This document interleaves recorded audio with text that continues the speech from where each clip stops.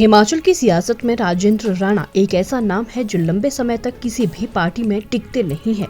उनकी फितरत ही ऐसी है कि वे पार्टी छोड़ देते हैं। विधानसभा चुनाव जीता हुआ नेता अपनी विधायक की दांव पर लगा दे और फिर सदस्यता खत्म हो जाए। आखिर इसके पीछे बहुत बड़ा राज होता है। आखिर किस कीमत पर नेता विधायक बनने के बाद 14 महीने में ही पूर्व विधायक हो जाए और फिर चुनाव में उतरने के लिए तैयार हो।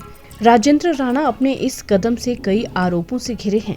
कांग्रेस पार्टी के नेता बागी विधायकों पर बिकने के आरोप खुलेआम लगा रहे हैं। वहीं राणा सफाई दे रहे हैं कि हिमाचल के स्वाभिमान के कारण कांग्रेस पार्टी से उन्होंने बगावत की है।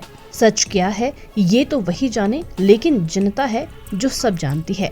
राजेंद्र राणा ने अपने राजनीतिक सफर की शुरुआत पूर्व मुख्यमंत्री प्रेम कुमार धूमल के सानिध्य में की। जब प्रेम कुमार धूमल मुख्यमंत्री बने तो राजेंद्र राणा को मीडिया सलाहकार बनाया। सत्ता में स्थान मिला, लेकिन एक विवाद में फंसने के कारण राणा का मीडिया एडवाइजर पद से इस्तीफा देना पड़ा। राजेंद्र राणा सुजानपुर विधानसभा क्षेत्र में समाज सेवा के रास्ते राजनीति में सक्रिय हुए। भाजपा से टिकट न मिलने पर राजेंद्र राणा ने भाजपा छोड़कर आजाद चुनाव लड़ने का फैसला लिया। इसके बाद राजेंद्र राणा कांग्रेस में शामिल हो गए। कांग्रेस पार्टी ने 8 सालों में राजेंद्र राणा को बहुत सम्मान दिया। राजेंद्र राणा कांग्रेस पार्टी में शामिल हुए तो उन्हें लोकसभा का टिकट दिया गया और उनकी पत्नी अनीता राणा को सुजानपुर से विधानसभा का टिकट दिया गया। लोकसभा और विधानसभा के चुनाव में दोनों को हार का सामना करना पड़ा। इसके बाद 2017 के विधानसभा चुनाव में राणा फिर से सुजानपुर से विधानसभा चुनाव के लिए मैदान में उतरे और जीते भी। कांग्रेस पार्टी ने राणा को सम्मान देते हुए कार्यकारी अध्यक्ष बनाया और राजेंद्र राणा के बेटे अभिषेक राणा को कांग्रेस पार्टी के संगठन में महत्वपूर्ण पद दिया। इसके बाद राणा 2022 के विधानसभा चुनाव में फिर से कांग्रेस पार्टी के टिकट पर सुजानपुर से चुनाव लड़े और जीते। इसके बाद राणा प्रदेश में कांग्रेस सरकार बनने पर मंत्री पद के लिए दावेदारी जताते रहे। राणा खुद कई बार मीडिया में बोल चुके हैं कि मंत्री पद के लिए हाईकमान ने हां कर दी है, लेकिन दिल्ली से लिस्ट के शिमला पहुंचने पर नाम कट गया, जिससे साफ होता है कि राणा के मन में मंत्री पद की चाह रही, लेकिन उन्हें बनाया नहीं गया।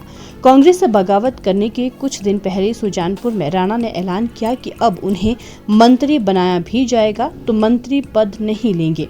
हमारा जब ये 2022 का इलेक्शन आया तो मैंने सुजानपुर के अपने चुनाव लड़ने के साथ साथ 10 चुनाव क्षेत्रों में और जाके प्रचार किया। मकसद ये था कि सरकार बने। कि जब सरकार बननी थी तो 3 लोगों के नाम जो हैं वो मीडिया में भी चल रहे थे, चर्चा भी हो रही थी। मुकेश अग्निहोत्री जी का भी था, मेरा भी था। उसके बाद जब मंत्रिमंडल बनने की बारी आई तो मेरा नाम उसमें लिस्ट में था। ये दिल्ली वालों ने बताया, अब तो कंफर्म भी हो गया।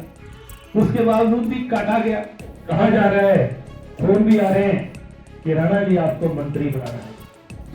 3 बार मंत्रिमंडल का विस्तार किया, अब कह रहे भी आपको मंत्री बना देंगे। मान लीजिए तो क्या सुजानपुर की जनता जो बच्चा कुछा झूठा पुरूठा है उसको खाने के लिए नहीं, ऐसा संभव नहीं। मंत्रिमंडल में शामिल होने का प्रश्न ही नहीं पैदा होता। एमएलए बनकर आदमी बहुत कुछ करता है। राणा जानते थे कि उन्हें मंत्री नहीं बनाया जाएगा, लेकिन जनता के बीच अपने आप को बचाने के लिए ऐसा किया। अब फिर राजेंद्र राणा कांग्रेस पार्टी से बगावत कर भाजपा में शामिल हो गए हैं। राणा के भाजपा में शामिल होने पर भाजपा नेताओं ने बगावत कर दी है। सुजानपुर से पूर्व में भाजपा के प्रत्याशी रहे कैप्टन रणजीत राणा ने आजाद चुनाव लड़ने का ऐलान कर दिया है। वहीं अब सवाल खड़ा हो रहा है कि आखिरकार राजेंद्र राणा कब तक भाजपा में रहेंगे और फिर कब भाजपा को छोड़ने का ऐलान करेंगे। भाजपा छोड़कर आजाद चुनाव लड़ने और फिर कांग्रेस में शामिल होकर बगावत करने से राणा की स्थिरता पर सवालिया निशान लग गए हैं। राणा पर लोग अब भरोसा नहीं कर रहे हैं। हिमाचल न्यूज़ 24/7 के लिए हमीरपुर से मीनाक्षी सोनी की रिपोर्ट। आप देख रहे हैं हिमाचल न्यूज़ 24।